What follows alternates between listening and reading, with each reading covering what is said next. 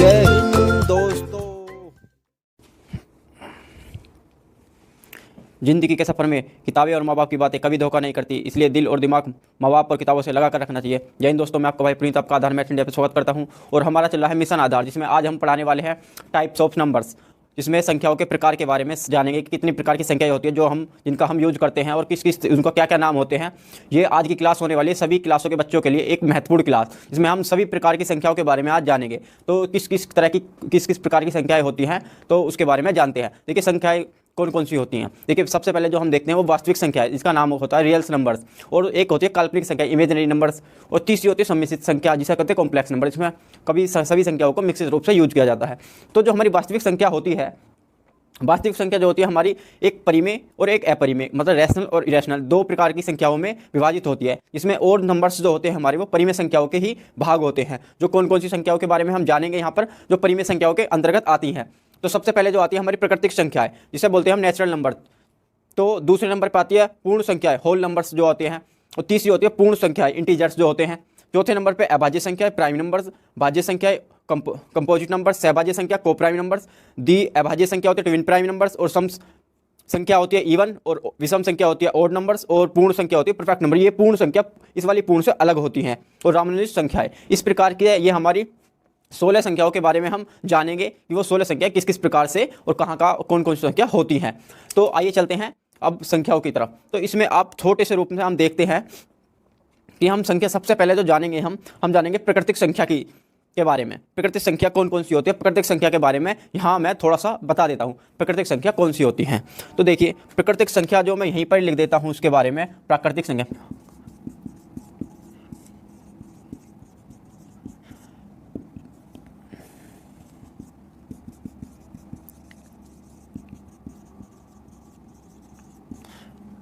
ये प्राकृतिक संख्या जो परिमेय संख्या का भाग होती हैं वो इसकी क्या डेफिनेशन बनती है। तो ये जो संख्या होती है प्राकृतिक संख्या, वे संख्याएं होती हैं, वे सभी संख्याएं, तो मैं यहाँ लिख देता हूँ इसकी डेफिनेशन प्राकृतिक संख्या की, वे सभी संख्या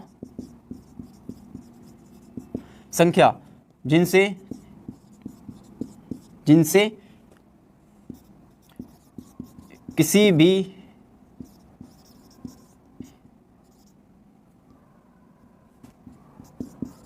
चीज़ों को गिना या उनकी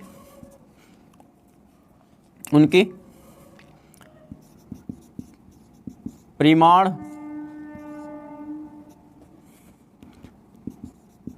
ज्ञात किया जाता है, वे सभी संख्या क्या कहलाएंगी, प्राकृतिक संख्या। छोटे से रूप में हम जानें कि ये वे संख्याएं होती है प्राकृतिक संख्या जिससे किसी भी संख्या को हम गिना या उसके प्रमाणित रूप से उसे बता सके कि वो इस तरीके की संख्या है। तो ये सभी जो संख्या आती है वो प्राकृतिक संख्या आती है। तो प्राकृतिक संख्याओं के बारे में हमने अपनी पिछली क्लास में जाना था कि वो कौन कौन सी होती हैं। तो इसमें प्राकृतिक संख्याएं जो होती हैं हमारी कौन कौन सी होती है, जैसे देख लेते हैं एग्जाम्पल के रूप में कौन कौन सी हमारी प्राकृतिक संख्या होती हैं। तो प्राकृतिक संख्या हमारी जैसे कि 1 2 3 4 5 6 7 8 9, इस तरीके से ये संख्या अनंत तक जाती हैं। तो ये संख्याएं जो होती हैं हमारी ये प्राकृतिक संख्या कहलाती है, जिससे किसी संख्या को गिना जाता है। दूसरे नंबर पर जो आती है हमारी, देखो ये पहले नंबर की संख्या है, दूसरे नंबर की संख्या आती है पूर्ण संख्याएं, पूर्ण संख्या जिसे हम बोलते हैं होल नंबर्स। होल नंबर्स, तो होल नंबर्स जो कौन, इसकी डेफिनेशन किस तरीके से हो जाएगी, तो इसकी छोटी सी डेफिनेशन इसी तरीके से बनती है कि वे सभी संख्याएं जिनसे किसी संख्या का पूर्ण रूप से संख्या को ज्ञात किया जा सके, वे सभी संख्या पूर्ण संख्या। तो इससे क्या है कि हम उसकी संख्याओं को पूर्ण रूप से मानते हैं। तो वे संख्याएं जिनसे संख्या पूर्ण हो जाती हैं, वे सभी संख्या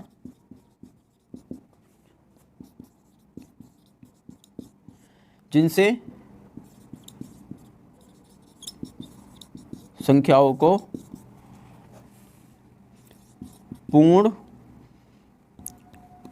पूर्ण माना जाता है। तो ये पूर्ण संख्या कौन कौन सी होती है तो मैं यहाँ बता देता हूँ। देखिए ये कौन कौन सी होती हैं, जैसे ये जीरो जो होती है, 1 से लेकर जो 1 2 3 4 ये इस तरीके से तो है ही हैं। यहाँ सबसे पहले 0 1 2 3 4 5 6 7 8 9, और ये भी अनंत तक जाती है। अनंत तक जाने का मतलब है कि इनकी कोई एक सीमा नहीं है। यदि किसी कितनी भी बड़ी संख्या में हम एक जोड़ दें तो वो एक नई संख्या बन जाती है, इसलिए इसकी कोई सीमा नहीं होती है। इसको कितना भी हम बड़ा लिख सकते हैं अपनी संख्या के हिसाब से। तो ये 0 जो है हमारी एक पूर्ण संख्या है। पूर्ण संख्या का मतलब है ये एक होल नंबर्स है। होल नंबर्स होने का मतलब ही ये है कि ये संख्या जो मैंने कल बताया था आपको कि 0 के बारे में भी मैं आपको बताऊंगा, तो मैं 0 के बारे में यहाँ आपको बता देता हूँ। तो 0 जो है, तो जो एक महान, बता देता हूँ मैं इसके बारे में भी आपको कि 0 जो है हमारे एक महान वैज्ञानिक रहे हैं, महान गणितज्ञ खगोल शास्त्री, जिनका नाम था आर्यभट्ट, जिन्होंने 0 की खोज की थी। 0 की खोज करने के बाद संख्याओं के बड़ी से बड़ी छोटी से छोटी संख्या को लिखना बहुत ही आसान हो गया, और जब इसे हमारी संख्याएं को, ये संख्याओं को पूर्ण संख्या, मतलब कि ये पूरी हो गई, तो इसको हम पूर्ण संख्याएं मानते हैं या होल नंबर्स कहते हैं इसे इंग्लिश में। तो आज आप जान पाए हैं कि ये संख्याएं किस तरीके से इसकी खोज हुई थी, और खोज होने पर ये उसके बाद आर्यभट्ट ने इसकी खोज की थी। तो इसी तरीके से आर्यभट्ट को इसका योगदान जाता है कि 0 की खोज आप आज से आप कोई भी पूछेगा तो आप बता देंगे आर्यभट्ट ने की थी। तो अब चलते हैं तीसरी संख्या की तरफ। उसके लिए मुझे यहाँ पर थोड़ा सा इसको रफ करना पड़ेगा, जिससे मैं इसको यहाँ रफ करने वाला हूँ। तो रफ कर देता हूँ मैं तो आइए चलते हैं हम अब अपनी पूर्णांक की तरफ। पूर्णांक को जानेंगे अब हम नंबर 3 पर। पूर्णांक जिसे बोलते हैं इंटीजर। इंटीजर्स कौन सी संख्याएं होती हैं इंटीजर्स। तो इंटीजर्स के बारे में जानेंगे अब हम। तो इंटीजर्स हम कह सकते हैं, पूर्णांक जो है वे सभी संख्याएं जो माइनस अनंत से लेकर प्लस अनंत तक जाती है, वे सभी क्या कहलाती है, पूर्णांक कहलाती है। तो मैं लिखता हूं वे सभी संख्या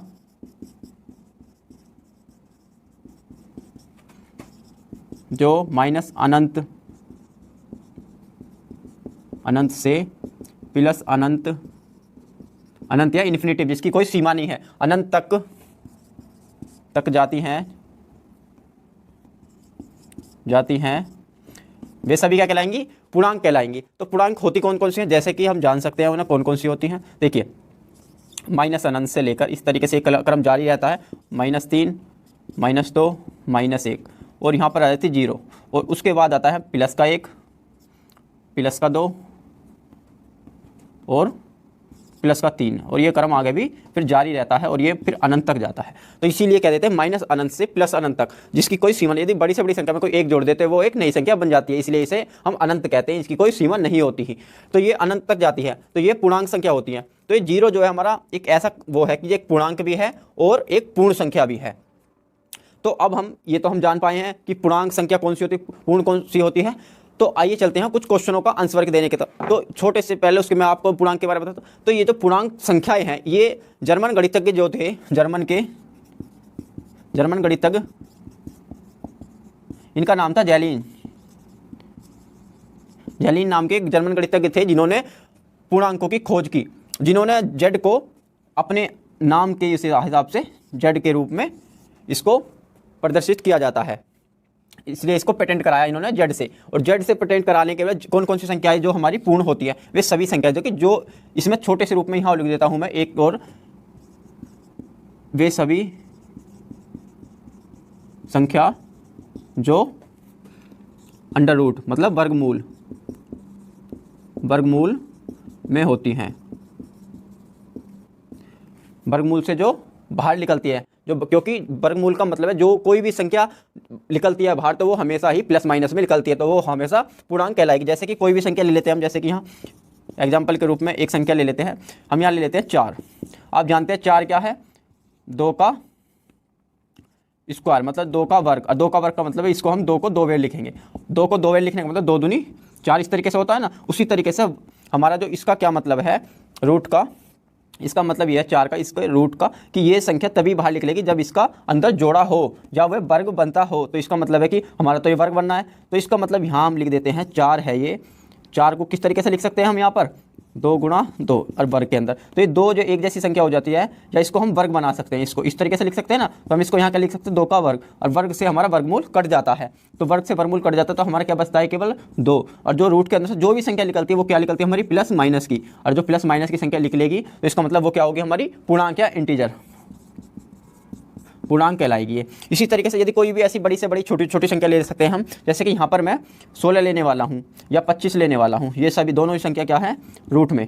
तो यदि रूट में ये संख्याएं हैं तो इसका मतलब ये इनका भी जो निकल के आने वाला है, इनका क्या निकल के आएगा, 16 किसका वर्ग है हमारा, देखिए 16 किसका वर्ग है हमारा 4 का वर्ग, तो 4 के वर्ग को इस तरीके से लिखेंगे हम, तो इस 4 स्क्वायर से रूट कट जाएगा, तो ये आ जाएगा हमारा 4 किस चीज़ में आएगा, ये प्लस में माइनस में। इसी तरीके से जैसे हमारा 25 है, 25 को हम यदि लिख लें यहाँ पर, 25 का मतलब क्या है 5 का स्क्वायर, 5 का स्क्वायर का मतलब है कि स्क्वायर वर्ग से वर्गमूल कट जाएगा, इसको क्या बोलते हैं रूट या वर्गमूल। तो ये कटने के बाद हमारा क्या आ जाता है 5, और रूट के अंदर जो भी संख्या निकलती है वो कैसी होती है, प्लस की या माइनस की। तो आप जान पाए होंगे कि प्लस और माइनस की संख्या किस तरीके से रूट से निकलती हैं। तो हम पूर्णांक को अच्छे से जान पाए हैं, और अब चलते हैं हम कुछ क्वेश्चनों की तरफ जो इसका आंसर हम देंगे।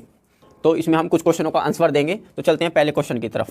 तो यहाँ में लिखते हैं यदि क्वेश्चन क्या है हमारा, देखिए इसके अंदर एक क्वेश्चन इस तरीके से है हमारा कि यदि ए और बी दोनों प्राकृतिक संख्याएं हैं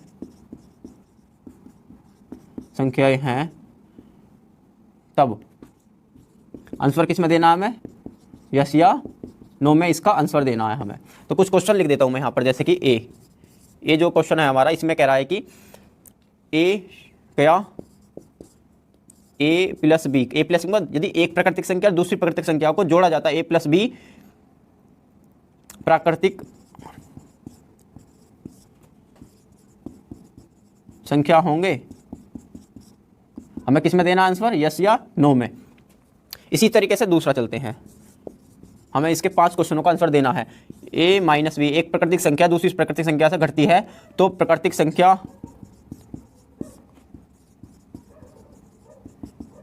संख्या ही आएगी या कुछ और, तो इसका भी आंसर हमें यहाँ देना है।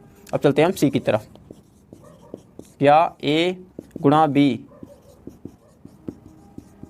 प्राकृतिक संख्या होगी, ये कुछ कंडीशन दे रहा है, उसमें हमसे पूछ रहा है इस तरीके से, जिसके आंसर हम देंगे यहाँ पर। डी, क्या a अपॉन b एक प्राकृतिक संख्या दूसरी प्राकृतिक संख्या को भाग देगी, क्या मतलब है इसका, एक प्राकृतिक संख्या से दूसरी प्राकृतिक संख्या को भाग दिया जाएगा, तो क्या प्राकृतिक संख्या होगी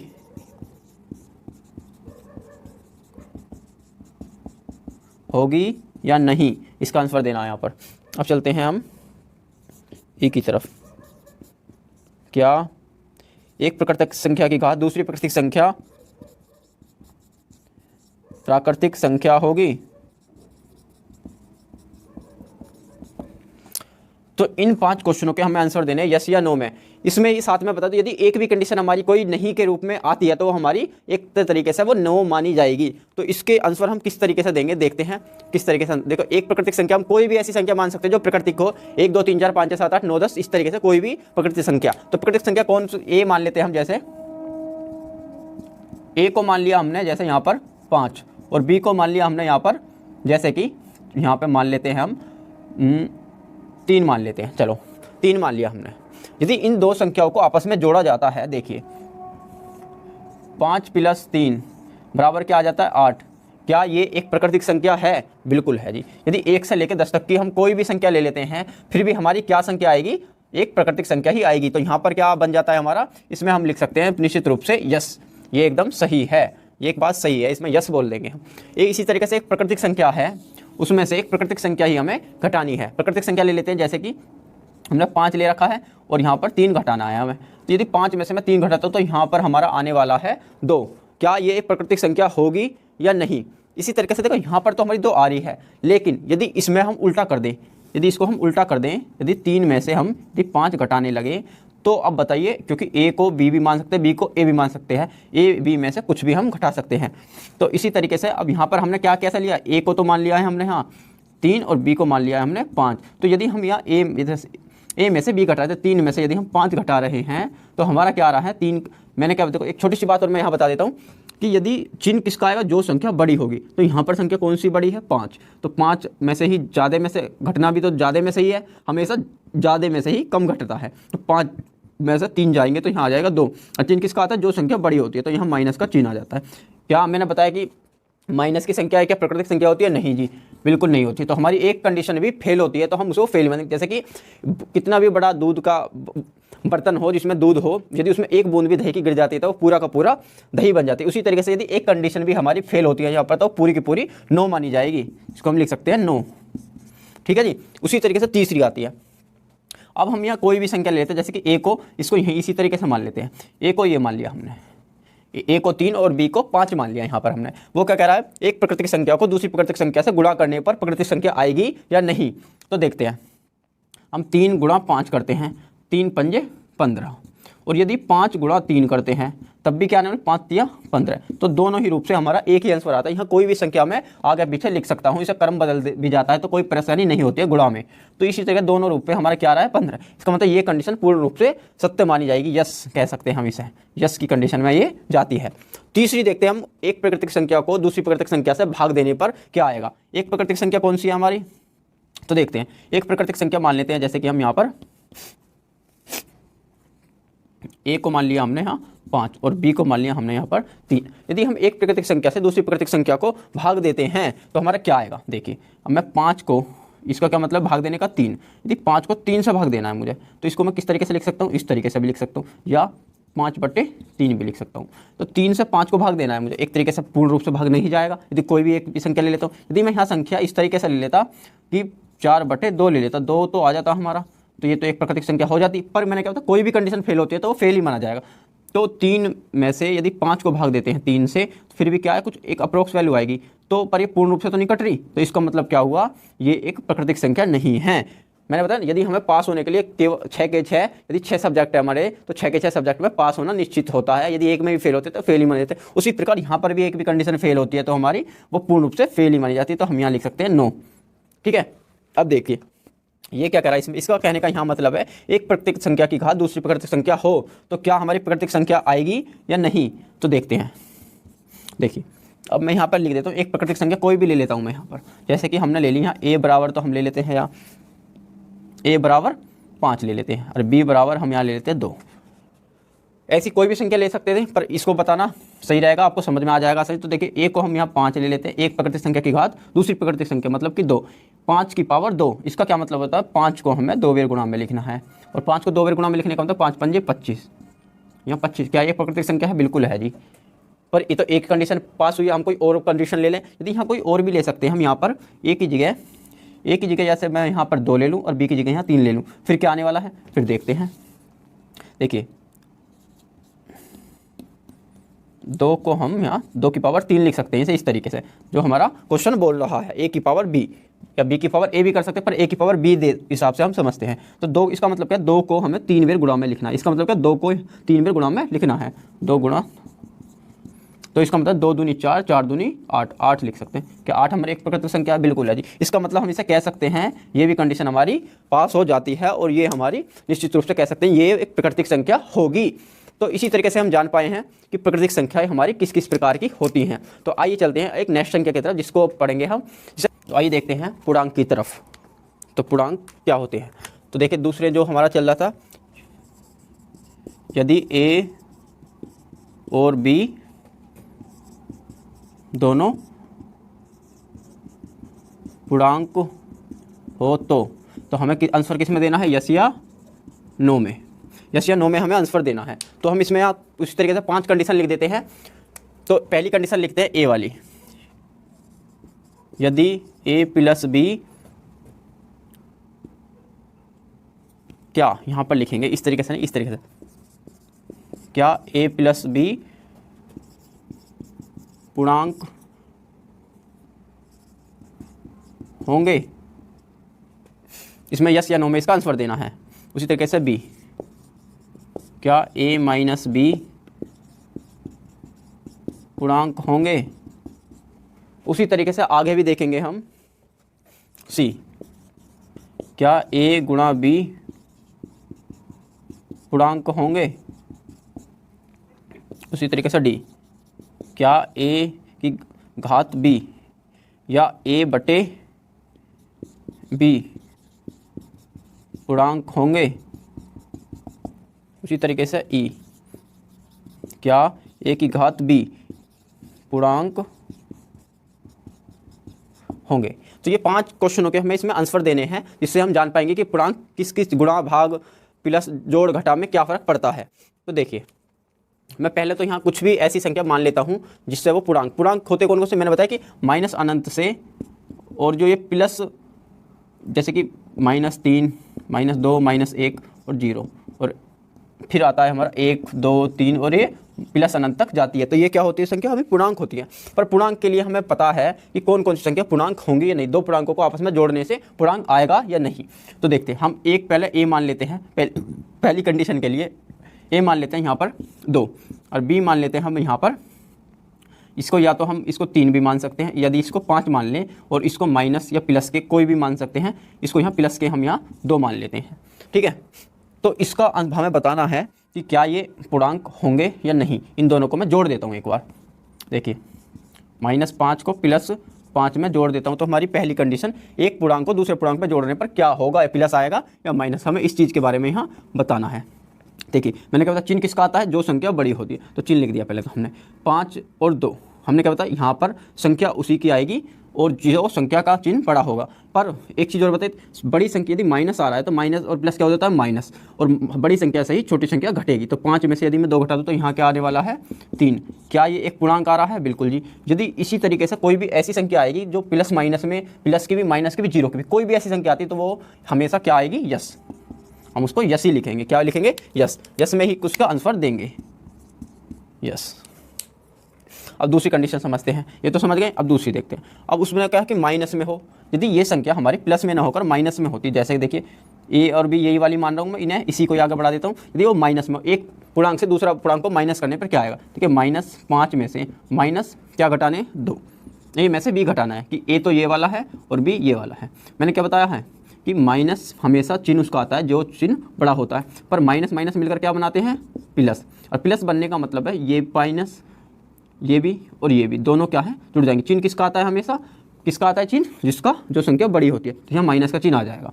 और 5 और 2 दोनों माइनस माइनस मिलकर क्या बना देते, प्लस, तो 5 और 2 क्या हो जाएंगे हमारे 7। क्या ये एक इंटीजर है, हाँ जी बिल्कुल आ रहा है जी, इंटीजर होता है। माइनस की कोई भी संख्या आएगी या प्लस की या 0, वो क्या होती है, हमारी इंटीजर ही होती है। तो हम यहाँ पर भी लिख सकते हैं यस, ये सभी कंडीशनों में हमारी ये प्लस ही होगी। यदि यहाँ में 5 की जगह 5 है, यहाँ 2 की जगह 0 भी ले लूँ तब भी क्या आने वाला है, -5। क्या -5 इंटीजर नहीं होते, होते हैं जी।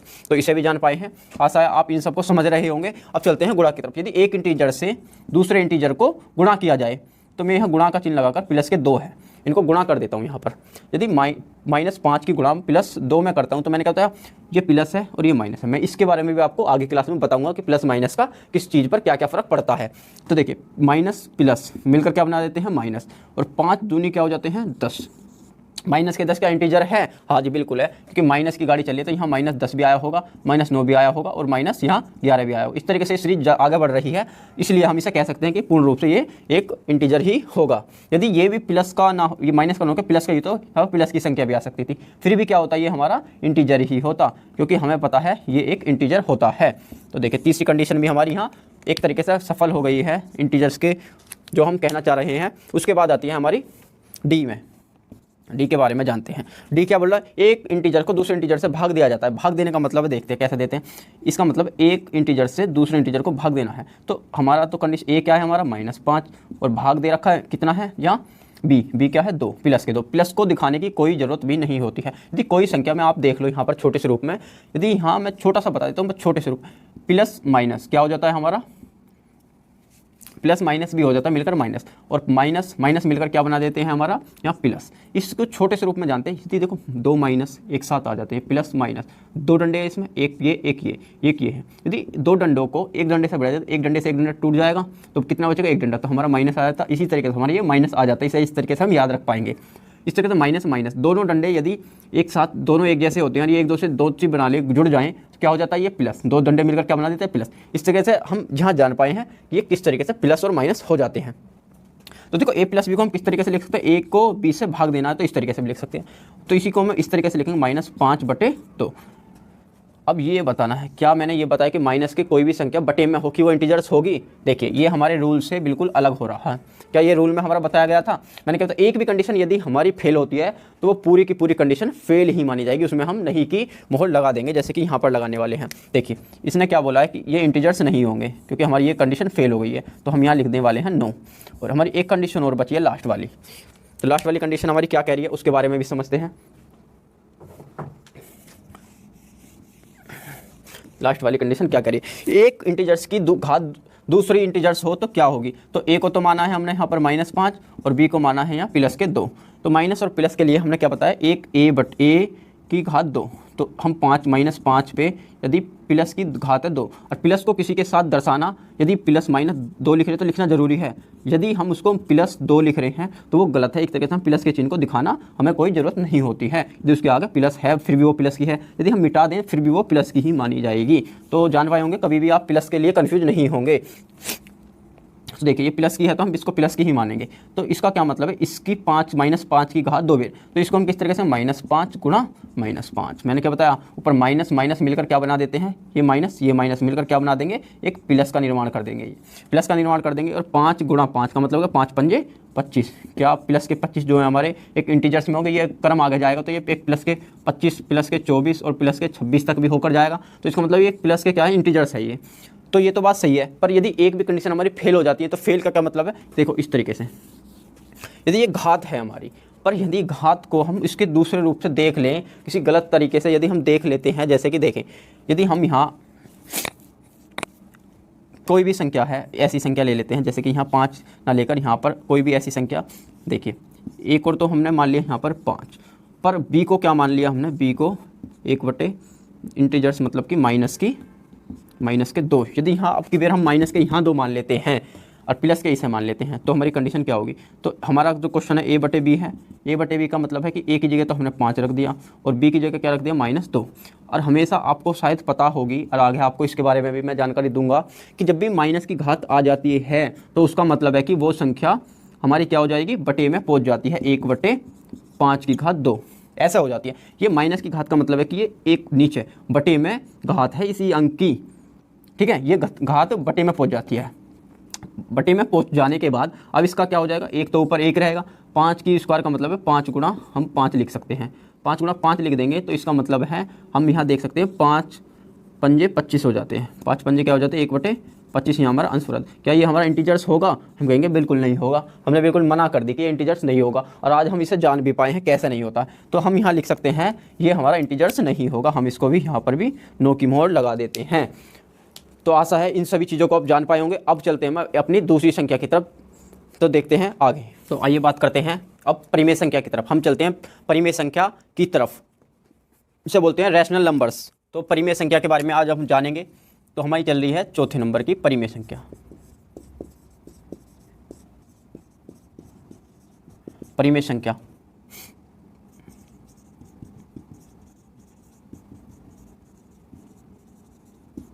तो परिमेय संख्या की डेफिनेशन क्या हो जाएगी, तो उसके बारे में मैं थोड़ा सा यहाँ लिख देता हूँ। वे सभी संख्या जिन्हें P/Q के रूप में लिखा जा सके और जिनका दशमलव प्रसार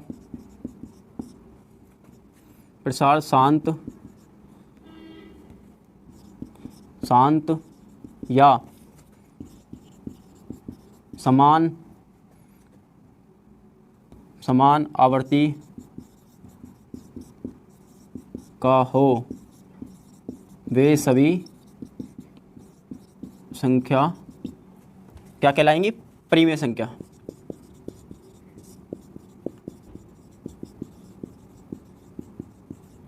कहलाती, तो वे सभी संख्या क्या कहलाएंगी, परिमेय संख्या। जैसे कौन कौन सी संख्याएं होती हैं, जैसे संख्या देखते हैं, जैसे कि कोई भी ऐसी संख्या जैसे कि 3/2 या 5/3 या 6 यहाँ लिख लेते हैं, जैसे कि 5 या 8/3 या कोई भी ऐसी संख्या, जैसे कि देखिए यहाँ पर लिख लेता हूँ, यदि मैं 7/1 या 11 या 13 या 15 या 12, क्या ये सभी संख्या प्राइम संख्या भी होंगी, ये भी संख्या प्राइम संख्या होंगी। क्यों, क्योंकि कहा गया है, माना जाता है कि जिस संख्या के नीचे कोई संख्या नहीं है उसके नीचे हम बटे में 1 लिख सकते हैं, और ना भी है उसको ना भी लिखें तब भी वो हमारी प्राइम संख्या ही कहलाएंगी। प्राइम नंबर्स, सॉरी परिमेय संख्या ही कहलाएंगी। जिसके संख्या के नीचे कुछ भी नहीं है उन्हें भी हम रैशनल नंबर्स ही मानेंगे। जैसे कि 1 है, इसके नीचे 1 मानेंगे। और या कोई भी संख्या, जैसे दूसरी जो संख्या है रूट में भी हो, तो रूट में जैसे कि हम लिख लेते हैं यहाँ पर 25, √25, क्या ये एक परिमेय संख्या है, रैशनल नंबर्स है? हाँ बिल्कुल है। क्यों? क्योंकि इसका जो लिखा रूट का मतलब है, इसका यहाँ पर आएगा 5 का वर्ग, वर्ग से वर्गमूल कट जाएगा तो यहाँ क्या बचेगा 5, और जो संख्या 5 है उसके नीचे हम 1 लगा सकते हैं, तो 1 लगने पर क्या बन जाती है, रैशनल नंबर्स बन जाती है। इसी तरीके से यदि हम यहाँ लिखे 1/16 क्या ये भी एक परिमेय संख्या है, रैशनल नंबर से? बिल्कुल है जी। कैसा है जी, 1/4 का मतलब क्या है, 4 का स्क्वायर, ये है वर्ग में, वर्ग से वर्गमूल कट जाएगा तो 1/4 आ जाएगा। क्या 4 ये हमारा रैशनल नंबर से है? हाँ जी बिल्कुल है। दूसरा देखते हैं, इसमें छोटी सी चीज़ देखी जाती है जिसमें हम मानते हैं ये सभी संख्याएं तो है ही हैं और जिनकी समान पुनरावृत्ति भी होती है। और साथ में एक चीज़ और देखते हैं कि इसमें हम p जो है कोई भी हमारा इंटीजर्स हो सकता है। क्या हो सकता है? p कोई भी इंटीजर्स हो सकता है, पूर्णांक। लेकिन q जो है 0 नहीं हो सकता। क्यों? यदि p को मैं -1 2 3 कोई संख्या से और प्लस की कोई संख्या तक ले लूं पर 0 नहीं होगा, पर 0 को छोड़ देते हैं। यहाँ पर 0 का ध्यान रखना, क्यों 0 नहीं होना चाहिए? क्योंकि 0 होने का मतलब है नीचे 0 अनंत बन जाएगा, अनंत बनने का मतलब ये हमारी रैशनल नंबर्स नहीं रहेगी। तो देखते हैं, यदि मैं यहाँ पर 5/1 क्यों p को तो मैं यहाँ 5 मान लेता हूँ, और यदि q को मैं यदि यहाँ पर कोई भी संख्या मान लेता हूँ, जैसे कि 2 3 4 5 6, एक संख्या के आगे कितनी भी संख्या हो सकती हैं, तो देखिए 5/1 लिखता हूँ तब भी ये रैशनल रहेगा, 2 लिखता हूँ तब भी रैशनल रहेगा, 3 लिखता हूँ तब भी रैशनल रहेगा। इस तरीके से ये क्रम चलता रहेगा, कोई भी रैशनल नंबर्स ही आते जाएंगे। पर यदि मैं यहाँ 5/0 लिख देता हूँ, और 0 का मतलब मैंने बताया ये वाली जो बटे का निशान है, भाग का निशान, ये क्या है, एक प्लेट। यदि प्लेट के नीचे हमारा रसगुल्ला आ रहा है, उसके ऊपर मैं कोई वजन भी रख देता हूँ, तो कैसा हो जाएगा रसगुल्ला हमारा, फूट के 2 हो जाएंगे। 2 होने का मतलब क्या, ये अनंत आ जाता है, इन्फिनिटिव आ जाता है। इन्फिनिटिव का मतलब है कोई भी, हमारी डेफिनेशन बताते हैं कि p/q के रैशनल नंबर्स में हो, ये तो एक अनंत आ जाता है। इसका मतलब ये हमारा एक तरीके से गलत हो जाता है। इसलिए हम कहते हैं कि q जो है 0 नहीं होनी चाहिए। इस कंडीशन को यदि हम परिमेय मानते हैं तो आशा है इसे आप जान पाए होंगे। इसमें मैं एक छोटी सी चीज़ और बता देता हूँ आपको, यहाँ पर ही देखिए कोई समान आवर्ती हो या समान पुनरावृत्ति, एक समान आवर्ती चलती रहती हो। देखिए तो इसमें मैं यहाँ पर छोटी सी चीज़ और बता दूँ आपको कि देखिए यदि मैं 1/3 लिख रहा हूँ तो ये कैसे रैशनल रहेगा। ये तो हमें पता है कि रैशनल है, ये इसे तो हम कह सकेंगे रैशनल, ये एक परिमेय संख्या है। पर यदि मैं 0.3333 को कहूँ, क्या ये एक परिमेय संख्या है? हाँ जी बिल्कुल है। क्यों? क्योंकि इसका मतलब है, इसको हम किस तरीके से लिखते हैं, 0.333 का मतलब ये है कि 3, ये है 0.333, इसको बार बार को रोकने के लिए ऊपर बार लगा दिया, और बार लगाने को, बार को कैसे खत्म करते हैं, जिसके अंक के ऊपर बार है उस अंक के नीचे क्या आ जाता है, एक 9। और 9 आने का मतलब क्या है, इसको हम कैसे काट देंगे, 3 एकम 3, 3 3 9, 1/3। क्या ये इसी संख्या को इसी तरीके से बन गई है? क्या ये रेशनल थी? हाँ जी, तो ये भी रेशनल होगी जी। समझ पाए हैं आप इसे भी? ऐसी ही कोई एक बड़ी संख्या देखते हैं जो हमारी इस तरीके से धीरे धीरे कटती रहती है। तो देखिए यहाँ मैं एक संख्या ले लेता हूँ 6/7। क्या ये एक परिमेय संख्या होगी या नहीं, इसके बारे में, तो इसका जो हमारा आता है 0.87 और भी कुछ आ जाता है, जिसके हम देखते हैं 142, 87142। इसी तरीके से इसका भी क्रम हमारा आ गया था। यदि ये वाली संख्या रेशनल है तो ये भी रेशनल ही होगी। पर यहाँ हम विवाद रूप में एक चीज़ पर आ जाते हैं। तो ये विवादित क्या होता है, देखिए इसको भी हम मिटा देते हैं यहाँ पे, इसको तो आप जान पाए होंगे। एक विवाद क्या आ जाता है कि पाई जो होती है हमारी, पाई इसको बोलते हैं पाई, इसका जो मान होता है 22/7। ये जो है, ये तो हमारा क्या है, एक परिमेय संख्या, रैशनल परिमेय संख्या होती है, ये तो परिमेय संख्या। लेकिन जो पाई है ये अपरिमेय होती है। आप पूछेंगे ये क्या हुआ जी, जब इसका मान ये है तो ये परिमेय है, ये अपरिमेय, ये कैसे? तो मैं बता दूं कि ये जो 22/7 है ये एक अप्रोक्स वैल्यू मानी गई है, ना कि ये एक्सेस्ट वैल्यू है। इसलिए ये 22/7 इसकी पूर्ण रूप से एक लगभग में वैल्यू निकाली गई है, जिस क्वेश्चनों को हम आसान करने के लिए से यूज करते हैं। पर ये इसकी पूर्ण रूप से एक एग्जैक्ट वैल्यू मतलब करेक्ट वैल्यू नहीं है, इसलिए हम इसे 22/7 को रैशनल बोलते हैं, इसको पाई को हम रैशनल बोलते हैं। इसे हम ध्यान रखेंगे कि ये किस तरीके से होती है। और 0 जो है हमारी ना तो रैशनल है और ना ही रैशनल मतलब परिमेय भी नहीं है, अपरिमेय भी नहीं है, ये एक एकदम होल नंबर्स है। ठीक है जी, इसके बारे में तो हम जान पाए। अब चलते हैं हम दूसरी संख्या की तरफ, इसी की जो है उसको बोलते हैं हम अपरिमेय संख्या। अपरिमेय संख्या की तरफ हम जल्दी से चलते हैं, ना समय आपका लेते हुए अपरिमेय संख्या के बारे में बात करेंगे। तो मैं यहाँ लिख देता हूँ अपरिमेय संख्या दूसरे नंबर की।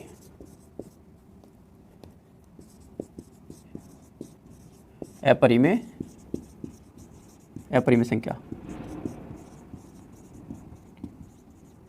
Rational numbers, rational numbers. तो इसकी क्या डेफिनेशन बन जाती है? इसकी छोटी सी डेफिनेशन इस तरीके की होती है, वे सभी संख्या जिन्हें p/q के रूप में नहीं लिखा जा सकता, वे सभी क्या कहलाएंगे? अपरिमेय संख्या कहलाएंगी। वे सभी संख्या और साथ में और वे सभी अभाज्य संख्या कौन कौन से? जो 2 से ना कटती हो या किसी भी संख्या से ना कटती हो, जिनके केवल 2 ही फैक्टर हो, एक और एक व स्वम। तो अभाज्य संख्याओं के बारे में जान पाए। अभाज्य संख्या और वे सभी अभाज्य संख्या जो वर्गमूल में होती हैं। वर्गमूल का क्या बोलते हैं हम? रूट, इस तरीके का जो होता है।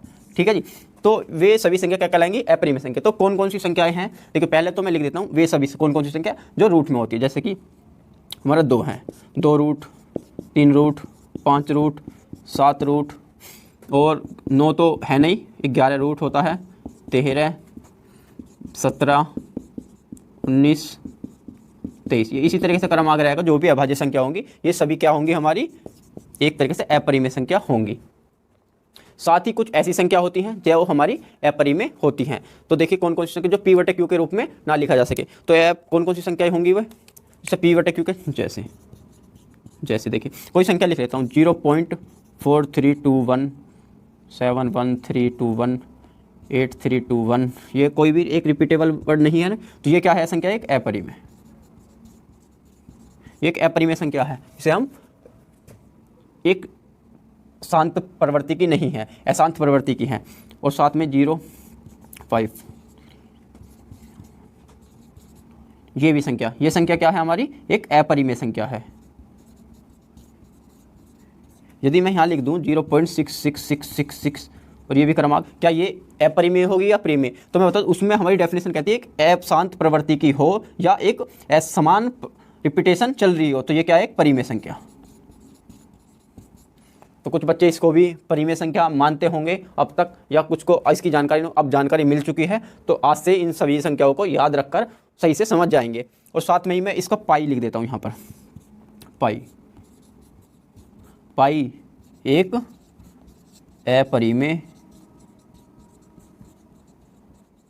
संख्या है। यह क्या है? एक अपरिमेय संख्या। तो आशा है इस तरीके की सभी चीज़ों को आप जान पाए होंगे, परिमेय अपरिमेय संख्या कैसी और क्या क्या क्या इनमें होता है। तो अब चलते हैं कुछ क्वेश्चनों की तरफ, चलते हैं परिमेय संख्याओं के कुछ क्वेश्चनों की तरफ। यदि a और b परिमेय संख्या हो तो हमें आंसर देना है यस या नो में। तो यस या नो में इसका आंसर देंगे। तो हम कुछ क्वेश्चन लिख देता हूं मैं यहाँ पर, कौन कौन से क्वेश्चन देखते हैं क्या क्या होने वाले हैं। तो देखिए पहले क्या a + b परिमेय संख्या होंगी। दूसरा चलता है हमारा, क्या a + a - b परिमेय संख्या होंगी। चलता है हमारा तीसरा क्वेश्चन, क्या a × b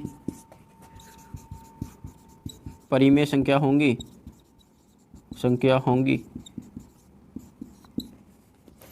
चलता है डी, क्या a/b, एक ही a के भाग में b है, परिमेय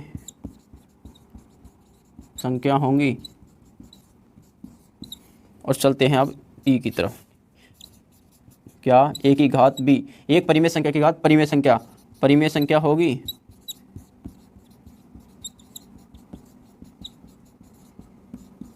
तो इस पांचों क्वेश्चनों का हमें आंसर देना है तो हम देखते हैं। यदि मैं ए को और बी को दोनों को परिमेय मान लेता हूँ, ए को मान लेता हूँ मैं यहाँ पर छोटा सा 1/2 और बी को मान लेता हूँ मैं यहाँ पर जहाँ ए को और बी को आसान रहेगा इस तरीके से, इसको मान लेते 3/2 और इसको मान लेता हूँ 1/2। अब हमें इस क्वेश्चनों का कुछ क्वेश्चनों का आंसर देना है। तो देखिए क्या कैसे देंगे। यदि इन दोनों को मैं जोड़ूँ यहाँ पर 3/2 प्लस 1/2, एक परिमेय संख्या को दूसरे परिमेय संख्या में जोड़ने पर क्या आएगा, क्योंकि जब जिनका आधार समान होता है तो उसको एलसीएम 2 आ जाता है, और 2 और 3 और 1 को जोड़ने पर हमारा क्या आने वाला है 4।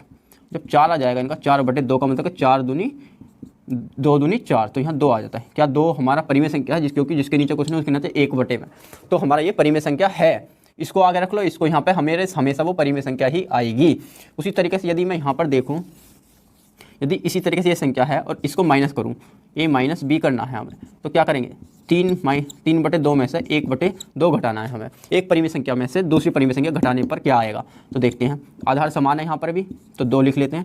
3 - 1 तो क्या आने वाला, 3 में से 1 जाएगा तो 2/2, 2 एकम 2, 1 आ गया। हमें पता है 1 आ रहा है, 1 के नीचे कुछ नहीं है तो हम क्या मान लेंगे 1। क्या ये परिमेय संख्या होगी, बिल्कुल होगी जी, ये भी हमारी परिमेय संख्या होगी। तो यहाँ पर भी क्या लिख देंगे हम, यहाँ दोनों में हम यहाँ लिख देते हैं यहाँ पर तो यस।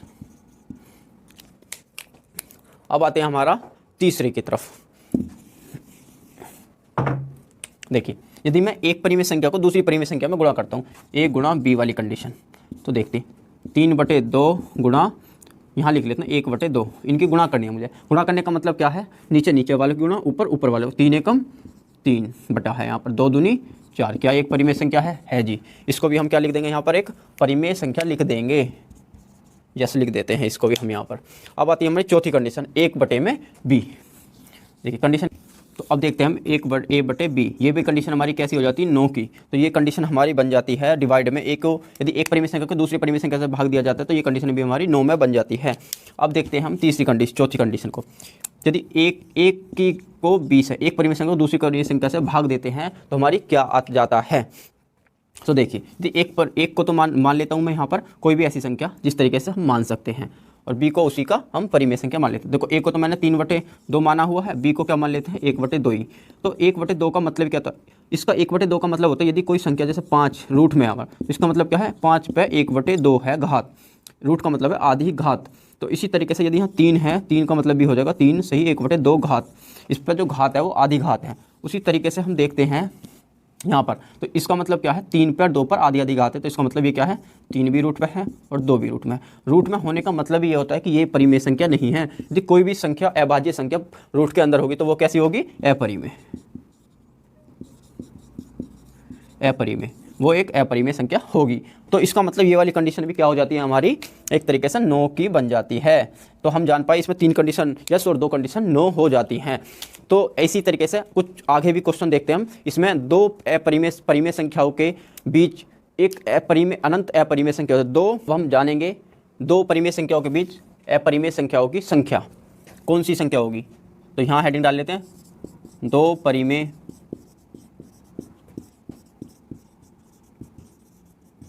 संख्याओं के बीच कितनी परिमेय संख्या होंगी। तो इसके लिए हम जैसे जानने के लिए हमें एक छोटे से सूत्र का उपयोग करना पड़ता है, जो हम सूत्र लिख देते हैं ak+b/k+1। इसका ये सूत्र हो जाता है हमारा। इस सूत्र को हम किस तरीके से यूज करेंगे जिसे मैं आके बताऊंगा, ak+b/k+1, जहाँ पे a जो हम 2 मानेंगे, b को जो हम 4 मानेंगे और k को हम यहाँ 1 मान सकते हैं। 1 का मतलब है एक भी संख्या, इसके बाद जो संख्या आएगी एक के जस्ट बाद वो कौन सी संख्या होगी। तो हम सूत्र से देखते हैं अपने क्वेश्चन की तरफ। तो देखिए 1 की जगह हम क्या लिख देते हैं यहाँ 2, और k है, k की जगह क्या लिख सकते हैं 1। पहली संख्या चाहिए हमें इनके बाद की, जो क्वेश्चन पर जा रहे हैं हम अपने। उसके बाद ak+b कितनी है हमारी 4, और k+1, k कितना है हमारा 1 और 1 को हमारा सूत्र वाला। तो 2 एकम 2 प्लस 4, तो यहाँ कितना आ जाता है 6, 1 और 1 कितना आ जाता है 2, 2 के बाद कितना आ जाएगा हमारा 3। क्या हमारी ये संख्या 3 आ रही है? 2 के बाद जस्ट एक परिमेय संख्या कौन सी आएगी? 3, जो बिल्कुल हमारी सही है, जो आंसर हमारा यहाँ सही है। हम बता सकते हैं कि 3 पहली संख्या जो होगी 2 के बाद परिमेय वो 3 होगी। इसी तरीके से कोई ऐसी वैसी संख्या ले लेते हैं जैसे कि 3/2 या 5/2, कोई संख्या ले लेते हैं। हम दूसरे क्वेश्चन की तरफ चलते हैं। तो देखिए ए ये है हमारा, ए और बी जो है हमारी ये है, और के जो हम इसके बीच में के बीच हम देख लेते हैं। यहाँ पर कोई भी ऐसी संख्या मान लेते हैं देखिए, जैसे कि 10b संख्या, 10b परिमेय संख्या, कौन सी? परिमेय संख्या ज्ञात करें। तो ऐसे क्वेश्चन बन जाते हैं हमारे कुछ। तो इसको फॉर्मूले के द्वारा करते हैं। ए बराबर तो हमारा यहाँ 3/2, बी बराबर दिया हुआ है 5/2, के बराबर दिया हुआ है 10। तो सूत्र में लिख देते हैं अब इसे हम, के कितना आ जाएगा 3/2, फॉर्मूला के ए के प्लस 1 बी, अब के प्लस 1, ये हमारा यहाँ सूत्र हो जाता है। तो 3/2 गुणा 1 नहीं 10 दिया हुआ है हमारा, प्लस बी कितना दिया हुआ है यहाँ पर हमारा 5/2, बटे में क्या दे रखा है के प्लस 1, के कितना है 10 और 1 दिया हुआ है यहाँ पर सूत्र का। तो 3 और 2, देखिए 2 से यदि इसको हम डिवाइड करें तो क्या आएगा, देखते हैं आसानी से करने के लिए। देखिए पहले हम इसको सिंपल सा देखते हैं, जिसका 3 की गुणा 10 में कर लेंगे तो कितना आ जाएगा यहाँ पर 30/2 और 5/2, यहाँ पर क्या है 10 और 1 11। तो आपको पता है जब आधार समान होता है, इसको अभी हम भूल जाएंगे, नीचे का ऊपर का ध्यान रखेंगे, जिससे हम इसको एलसीएम को आसानी से कर पाएंगे। तो देखिए जब आधार नीचे और ऊपर का समान होता है ये दोनों, तो हम क्या करते हैं उन दो आधार को के ऐसे ही लिख देते हैं, और इन दोनों को जो चिन्ह होता है उसी मुताबिक उसे लिख देते हैं। 30 और 5 कितने हो जाएंगे हमारे यहाँ 35, और यहाँ पर क्या है हमारा 11 है। यदि 11 के नीचे कुछ नहीं है तो हम क्या मान लेंगे 1, और 1 मान लेंगे तो 11/1 को हम क्या कर देते हैं यहाँ पर गुणा में लाने के लिए उल्टा। तो 35/2 को क्या करेंगे हम 11 से अब इसको उल्टा कर देंगे, तो 1 कहाँ पहुँच जाएगा हमारा ऊपर, और 11 क्या आ जाएगा हमारा नीचे। तो यहाँ कितना आने वाला है 35/2, और 11 की गुणा करेंगे 11 दूनी 22, ये हमारा इसका आंसर आ जाएगा। हमारी ये 10वीं संख्या ये आने वाली है। तो आशा है इसको हम जान पाए हैं। आज हम आशा है आप ये सभी चीज़ जान पाए होंगे।